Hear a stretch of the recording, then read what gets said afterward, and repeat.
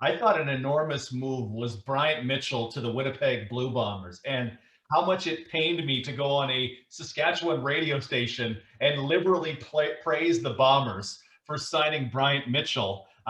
That's a dude I wrote a piece on in 2018 at TSN as the next great receiver in the CFL. I always like to brag that I picked Naaman Roosevelt, Brandon Zylstra, and Bryant Mitchell all in a row. And when you saw what Mitchell did in the span of 19 CFL games, he is going to make an incredible impact in Winnipeg. 97 catches for 1,400 yards. The percentage of his targets that he caught in that span, number one in the CFL.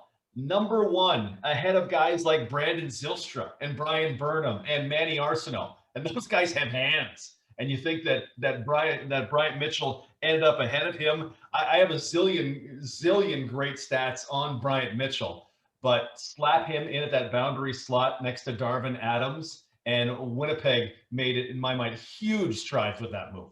Yeah, I agree with you on this. And the reason that I love the Bryant Mitchell signing so much, aside from the fact that in the work that I've done where I've looked at kind of the production grade and the usage rate and all that, I always look at the guys that they have a below average usage rate, but their production grade is just so high. They're getting so much value out of what they're, and Bryant Mitchell, I remember in his final season in the CFL, as you're saying, in those 19 games throughout the CFL spread out, you look at it and you're thinking to yourself, like, why, how is he not getting even more love? Because every time, it's funny, guys over time, as they get more and more usage, their production tends to drop because the wear and tear and being broken down a little bit. But for me, when I saw the way that he was being used, there was no drop off. Like the more production that he got, the more usage he was getting. It never dropped off. He was so steady. And you're right about that boundary slot as well, because to me, Zach Colaros in his time watching him in Hamilton specifically, not just in Saskatchewan and other places that he's been. Toronto, of course, we all remember the Colaros Argos days, the most recent ones, not the first time around. No, but yeah, exactly. But when I think of Zach Colaros in Hamilton, he works the field side so well. He understands how to progress. But Zach Colaros, you know this from watching him playing with Winnipeg on their Grey Cup run. Wasn't there for long, but you don't have to do much with him in their offense because he's pre-programmed to know how to work the field and go 1 to 2. And when he flips his head and comes to the backside, and there's a 8 to 12 yard dig route that's coming in on the boundary to his left, and it's either the wide receiver who's run a little switch route and smacked inside, or if it's the boundary slot back who's been able to curl in behind the will linebacker and in front of the safety. And like he window throws so well to guys who understand space and time. And Bryant Mitchell is that guy. So I'm with you on that 1,000%. Yeah, when you think of the five that Winnipeg can throw out there, right? Darvin and Bryant Mitchell, then you get to the field. Nick Dembski's the 3. I presume Kenny Lawler will be the 2, and whatever Canadian they put at the 1. Those are real weapons. Right?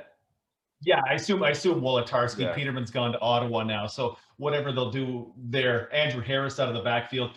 If Colaros is healthy, Bryant Mitchell, to me, puts them over the top in the West. That's a pretty big if that we predicate that on. I just wanted to throw out in his career, Bryant Mitchell, 10 for 10 in the red zone. I'll take that. And yards after the catch, he's a monster. And literally one drop in every pass he's been thrown that we've charted, all 126 of them, one drop. So the best drop rate of any receiver in the Canadian Football League in that time. Yeah, he is incredible, and he's going to be big. And it's interesting, too, that Winnipeg was in on receivers. I don't know how close they were to dancing with Brian Burnham, but certainly there was headlines out there that suggested that Kyle Walters was saying to himself, listen, it's funny because it used to be 2-3 years ago, you know, hopefully we bring back Darvin Adams, and hopefully he's the guy, and we really want to build around. And now they've gotten to the point where even after winning a Grey Cup, they're saying, well, we can go ahead and have Darvin Adams, but we can also add another guy in this rotation to make Darvin Adams that much more effective. And I'm actually interested to see what happens with Darvin Adams, not just in a full season, hopefully with Zach Colaros at quarterback, but also with the influence of having a name like Bryant Mitchell be there in the boundary slot. Again, assuming that that's where he lines up.